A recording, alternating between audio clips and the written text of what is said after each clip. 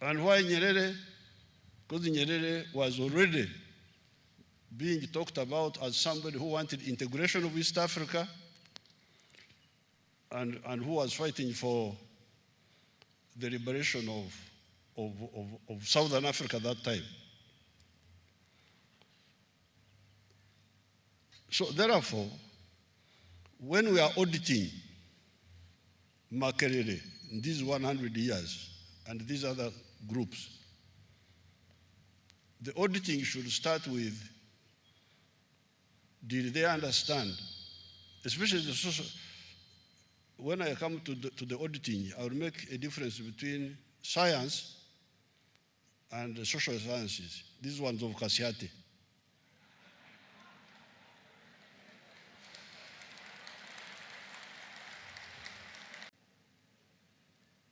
The African social science should study these African societies before the onset of colonialism.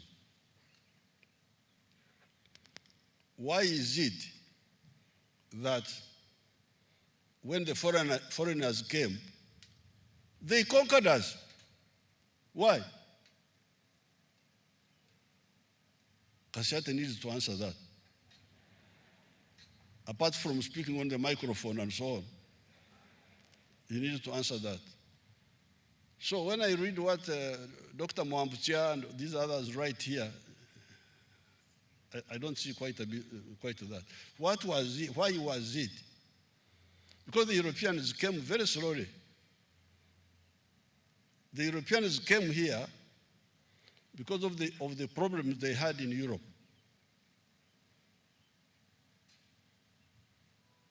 In 1453, the Ottoman Turks captured Constantinople. I'm glad Dr. Kazimbi is here, but also don't dismiss my credentials as a religious person.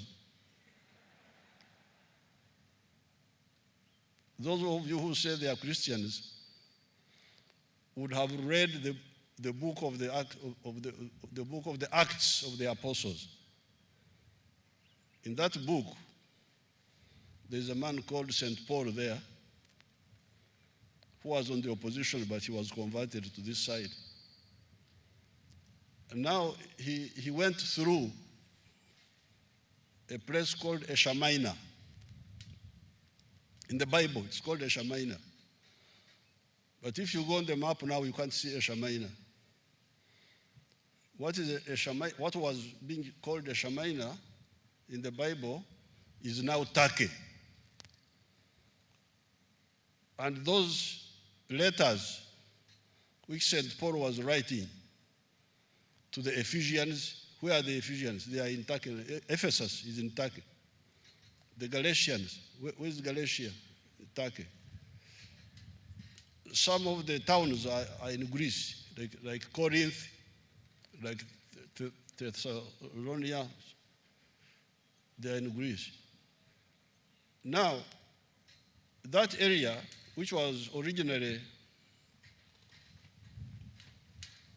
where St. Paul was operating, was captured by the Ottoman Turks in 1453.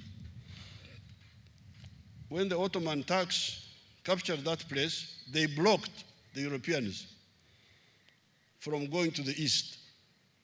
You remember there was that route which had been established by a man called Marco Polo. In your old history, you would have heard of that. And this was the Silk Road. It was bringing silk, was bringing spices, but it was now blocked. The Chinese president these days is talking of the Silk Road. He wants to bring back that trade route. So when the Europeans were blocked on the land route, that's when they started looking for a route around by sea to the east. And the ones who led that effort were the Portuguese. By 1472, they were near Sierra Leone.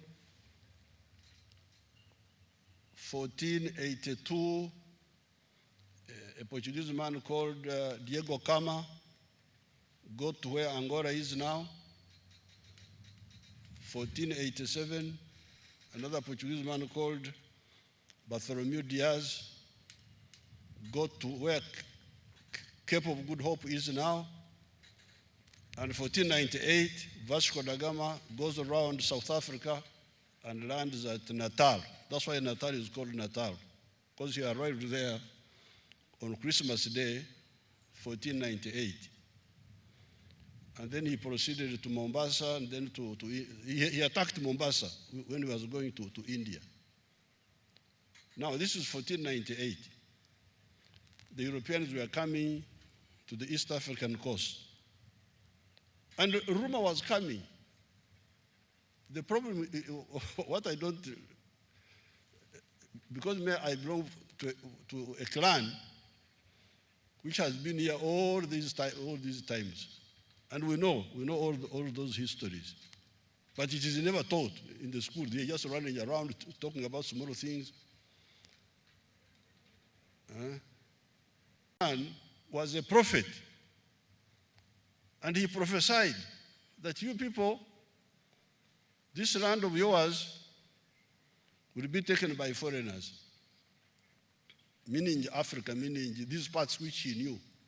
Karagwe, Ankole, Buganda, Rwanda, Bujinja, there are some places in Tanzania, will be taken by foreigners. But our traditional chiefs were not bothered. Just full of themselves, they put on leopard skins. When he puts on a leopard skin, he thinks he's a leopard.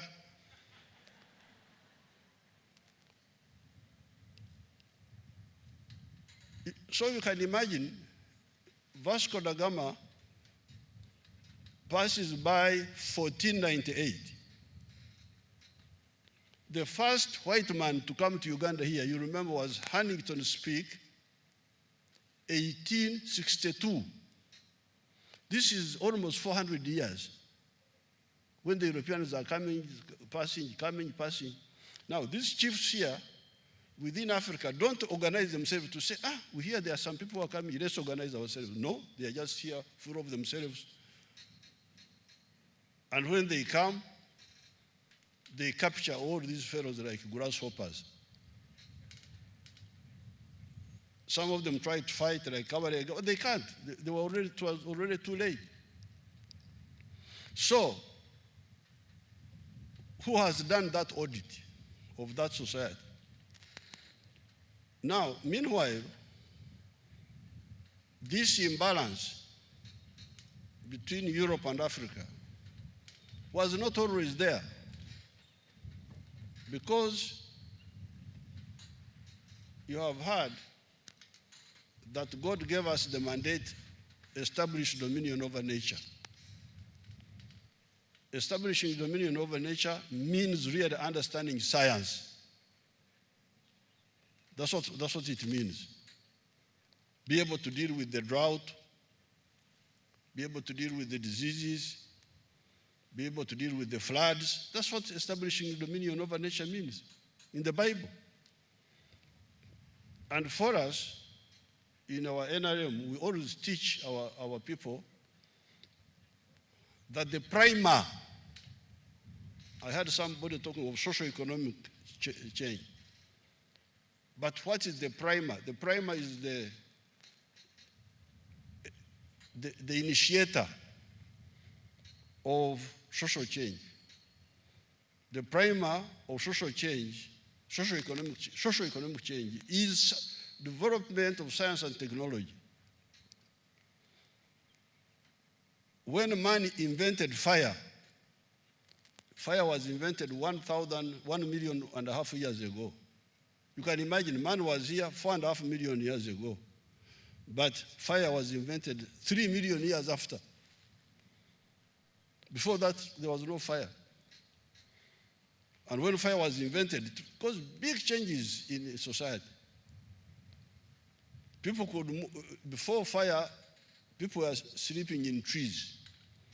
because trees were the only safe place where you could be, so that the animals don't eat you. But with the invention of fire, the human beings could move into the caves. They could light the caves and move there and warm the caves and stay there. And the caves were more comfortable than the trees. So there was social change, social progress from tree to cave. That's progress, because the caves were a bit more protected. So you come, the invention of fire, the Africans did it. Invention of agriculture, to capture crops from the bush and bring them home here so that you don't have to go looking for them in the bush. Domestication of animals, of cows. There also my ancestors played a role. They brought them from the bush, they put them home. The invention of iron, all this, the Africans did it on their own. I don't know how it was spreading, but they did it. Now the problem was that in the last 500 years, the Africans lagged behind. When the Europeans invented gunpowder, we didn't know about it. For us, we continued with the spears, with the arrows, and so on. Now, as you hear, the Europeans came up to Mombasa, but they couldn't enter. Couldn't come inside Africa. Why? Africa was defending us. Africa, the land, was defending us. How? By the mosquito, by the distance. But the Europeans, in the 400 years after Vasco da Gama passed here, discovered quinine. Quinine, they discovered quinine. So they could be able to deal with malaria. And by the time they got here, they had discovered the steam engine. The steam engine. That's how they were able to build the railway from the coast to here. So they had solved the problem of disease, solved the problem of distance by train, and solved the problem of superior firepower by inventing gunpowder when our half-naked fellows were running around with spears only. So therefore, I congratulate Makerere, especially the science side. And when we came, of course, for us, NRM, we had studied all this. By the time we came, our views were very clear. What I'm telling you is what I was talking about more than 40 years ago when we were in the bush. So we knew that the primer of social change is science and technology. So when we came here, first of all, like the friend from Rwanda is talking of the faculty of food science. I ordered them to start that faculty because it was not there. I said, how can you have a university without it? I told the one who was in charge, was it Chiria or who, to start it. The faculty of food science. And also the faculty of quantitative economics. I insisted on that. And then expanding the other faculties, the faculty of medicine, started in Barra University. When I started in Barra University, there was a debate. Why do you start a new one? Where will the doctors go? The doctors are too few. Have you heard of something called WHO? So yes, we have heard about it. What does the WHO tell you? How many doctors do we need per what portion of population? We need one doctor every 500 people. So Uganda now with 43 million people, we should be having 80,000 doctors. But how many do we have now? You total the doctors ever since you started. I don't think they're even, maybe about 5,000. So therefore, I congratulate especially the science faculty. Medicine, they have really, those ones are a little bit in the line of God, of the book of Genesis. Establish dominion over Ebola. That's what Jesus said. Establish dominion over Ebola. Establish dominion over corona. Establish dominion over all these diseases. So those ones, I congratulate them, they are trying. The other science faculties, they are also trying, because now technology, they have produced our Kira vehicle.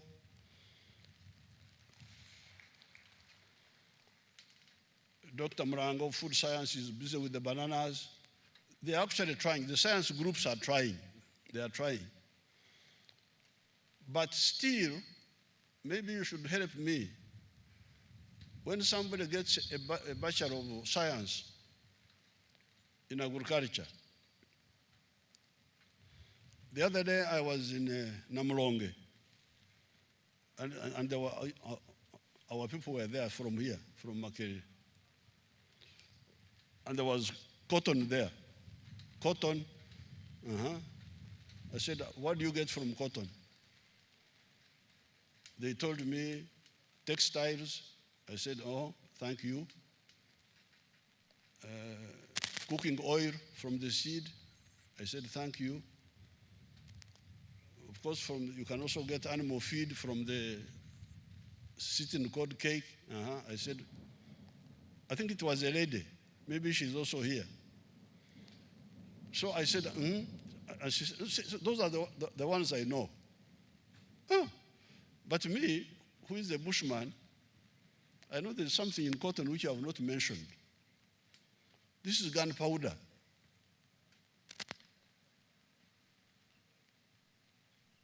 I don't think that person had, I don't know whether he or she is here. I don't think they had ever known that gunpowder, which these people are using to kill us, especially the modern one, is from cotton. So, in the Faculty of Agriculture, was the emphasis grow more cotton, grow more coffee, do it in a better way, and so on? How about value addition? Was it being taught in the Faculty of Agriculture to add value? Because if I train in crops, I should study the whole value chain: fresh, processed, and sub-processed. You audit that. How is it?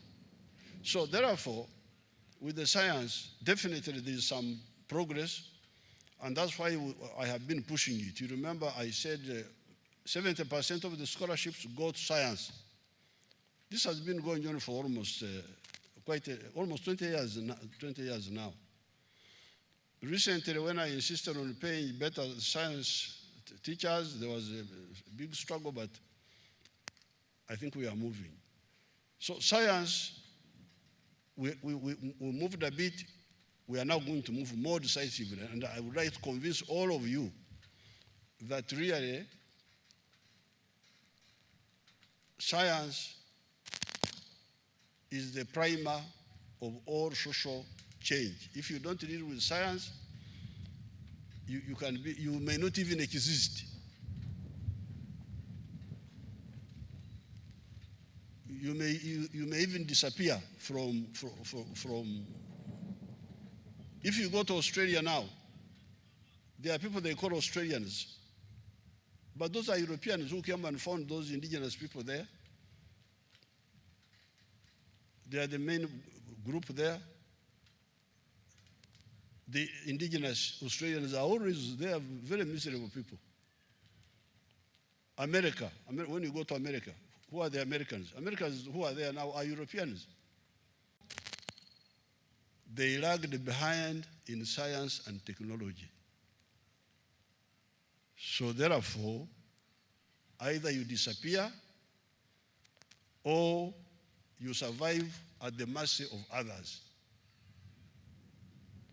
And since God gave me this opportunity to be here to talk to lead the country, I will not allow Ugandans to be part of that.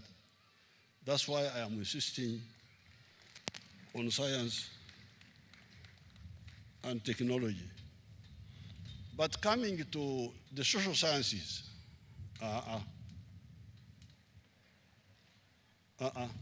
that's why I went to Dar es Salaam.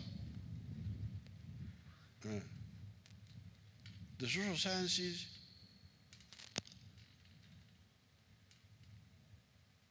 because if we are to survive in the modern world, we must deal with two issues. Deal with the issue of prosperity. How will our society be more prosperous? You cannot be prosperous unless you produce more goods and services of all types. Now, the more goods you produce, look at the Japanese. The Japanese don't have natural resources. They don't have oil, they don't have minerals, they don't have what, but they are the third richest country in the world. Why? The Tayabwas are the ones making them rich, and the Musevenis. Because if I came here in a Japanese car, I think. These Toyotas, the what, all these clans of Japanese cars, Toyota, Mitsubishi, those are Japanese families or something. That's how Japan is very prosperous. They produce goods, we give them money, and they become rich. So, if production of goods and services can only be realized when you sell what you produce, what is the plan here in Africa? The social scientists should be talking of economists, should be talking of integration, economic integration, because when I produce a good, the more people that buy it, the better. If I produce, people buy, the more they buy, the more prosperous I become. The more prosperous I become, the more people I employ, the more taxes I pay, the more. So if you don't solve the issue of integration, if you don't talk about it as a main point, how shall we build prosperity? United States is a prosperous country because of that big market. China now has come up. India. What is the thinking here in academia, in Africa, in the government, in the bureaucracy? Talking about other things. How about strategic security?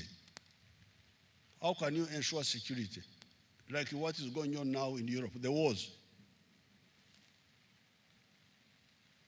The other day, NATO came and attacked Libya, an African country, against the permission, without the permission of the African Union. We're just sitting. Libya is in chaos now. For I don't know how long, for how many years now, almost 20 years now. But we have been here for 4.5 million years. The human race started here in Africa. And we have been here for 4.5 million years.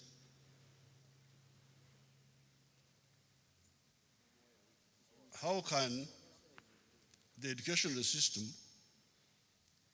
just concentrate on 100 years? There's something there. Because we were here long ago. It is true, we have made some achievements, which I will point out, but you need a holistic understanding of society. Maybe you could benefit from Archbishop Kazimba when he reminds you of the book of Genesis, where God gave us the original mandate. You remember God worked very hard. He did something on Monday. Then on Tuesday, he did something else. Then on Wednesday, Thursday, Friday. Then on Saturday, you created a human being. And when he created the human being, he said, "You man." He was originally a man. Then later on, a man produced a woman.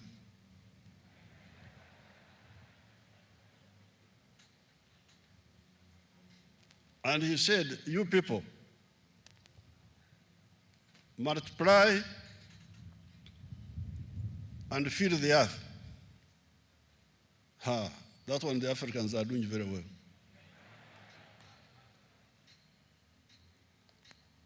But also establish dominion over nature.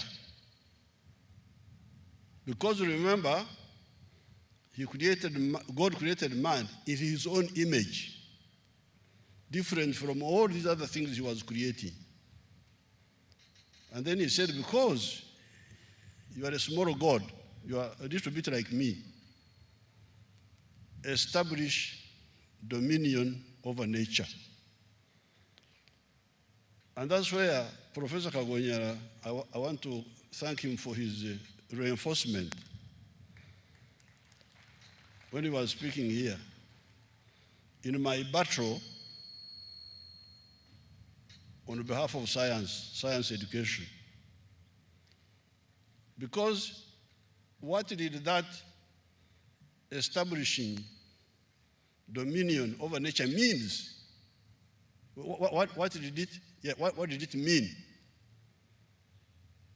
It meant this man, who was a small God, because he was a little bit like God, would understand the laws of nature and use them for his own benefit, I think. And what are the laws of nature? Gravity, pressure, heat. This is nature. If you understand the laws of nature and you use them to solve problems, then that is science.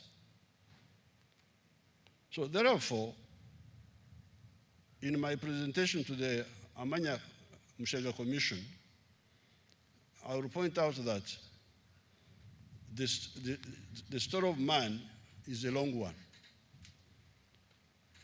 4.5 million years since the Homo sapien, as he's called,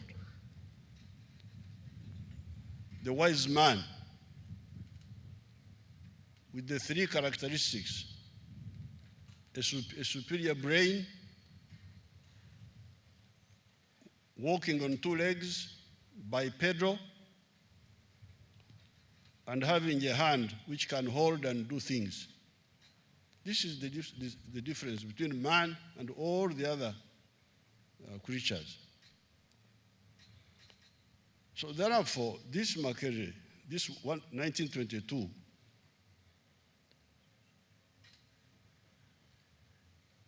is a phenomenon at a certain historical point as a consequence of what had gone on in our society before. The question is, how were the African societies organized before colonialism? How were they organized? They should be studied thoroughly by the social science. I am one of the people who refused to come to Makerere I refused. I said I would not go to Makerere. When we were making choices, all my 3 choices were put to the University of Dar es Salaam. Choice number 1, Dar es Salaam. Choice number 2, Dar es Salaam. Choice number 3, Dar es Salaam. Why? Because I wanted to be near Nyerere.